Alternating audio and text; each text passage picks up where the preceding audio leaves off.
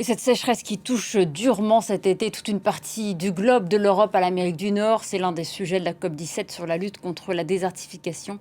Elle a débuté ce lundi à Ulaanbaatar, en Mongolie.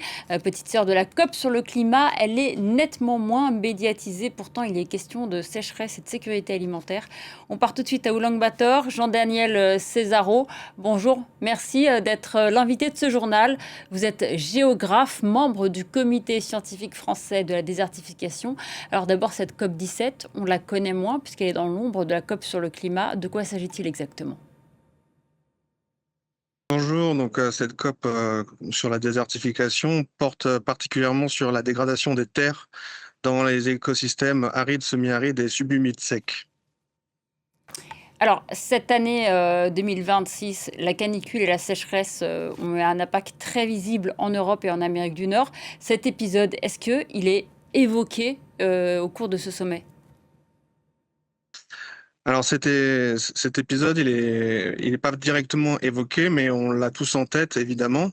Après un épisode sur une année, ne veut pas dire qu'il y a forcément une dégradation des terres. Il faut des répétitions et c'est bien ce qu'on voit en France et en Europe, c'est une accélération de ces étés secs et donc des répétitions sur plusieurs années qui nous font craindre une accélération de la dégradation des terres en France et en Europe. Alors justement, avant d'élargir sur d'autres pays, on l'a observé, comme vous le dites, dans un pays comme la France cet été, mais la France, elle s'était dite déjà concernée en 2024 sur une partie de son territoire, c'était lors de la précédente COP sur la diversification de Riyad. Le problème s'est aggravé au cours de ces derniers mois, ou depuis 2024? Alors la France, effectivement, s'est déclarée affectée en 2024 à Riyad, suite plusieurs années de sécheresse, notamment dans le sud de la France, dans les Pyrénées-Orientales. Et la France a l'obligation maintenant de devoir déclarer l'effet de ces études sur la désertification, mais les chiffres ne sont pas encore connus. On parle encore aujourd'hui d'1% du territoire qui serait affecté. Alors ça sert à quoi de déclarer? Bah, ça sert déjà de participer aux négociations, de pouvoir suivre l'implémentation des décisions, parce qu'il y a effectivement un fonds aujourd'hui de 12 milliards de dollars qui est en discussion à la COP, et donc ça permet de participer justement à l'élaboration des futures politiques internationales sur la lutte contre la sécheresse et la restauration des écosystèmes. Alors, on va revenir à ces actions concrètes dans un moment, mais d'abord, pour resituer un petit peu les choses, à l'échelle mondiale, on estime que c'est 40% des terres qui sont touchées par la dégradation de la qualité des sols. Il y a évidemment des conséquences sur l'agriculture. Quelles sont les menaces sur la production, la sécurité alimentaire? Bah, les menaces sont très importantes, hein. Notamment là, on a un phénomène Super El Niño qui est en train de se mettre en place et on estime que 50 millions de personnes vont tomber dans l'insécurité alimentaire dans les prochains mois. Plus globalement, sur le long terme, c'est évidemment 2 milliards de personnes qui sont potentiellement affectées avec des diminutions de production agricole et donc d'accessibilité et d'augmentation des prix. Mais évidemment, il y a aussi des menaces plus qui se font voir aujourd'hui, notamment avec les guerres, que ce soit en Mhm. Ukraine ou en Iran, sur le prix des intrants pour l'agriculture. Et donc, évidemment, ça peut se cumuler dans un dans un espace-temps très rapide. Ce que vous êtes en train de dire, c'est que ça va devenir plus difficile et plus cher de se nourrir, tout simplement. C'est effectivement dans des horizons de temps assez rapides, hein, dans les 10 prochaines années. Effectivement, on constate déjà aujourd'hui des augmentations de prix un peu partout sur la planète, qui sont liées évidemment à des phénomènes géopolitiques, mais dans la lame de fond, évidemment, la dégradation des terres et le changement climatique. Alors, c'est vrai qu'en France et une partie de l'Europe, on a l'habitude d'ouvrir le robinet, puis il y a l'eau qui sort. Là, cet été, on s'est rendu compte que parfois, il pouvait y avoir des complications au point d'être approvisionné en eau avec des citernes, par exemple. Est-ce que ça va devenir quelque chose d'inéluctable avec le réchauffement climatique?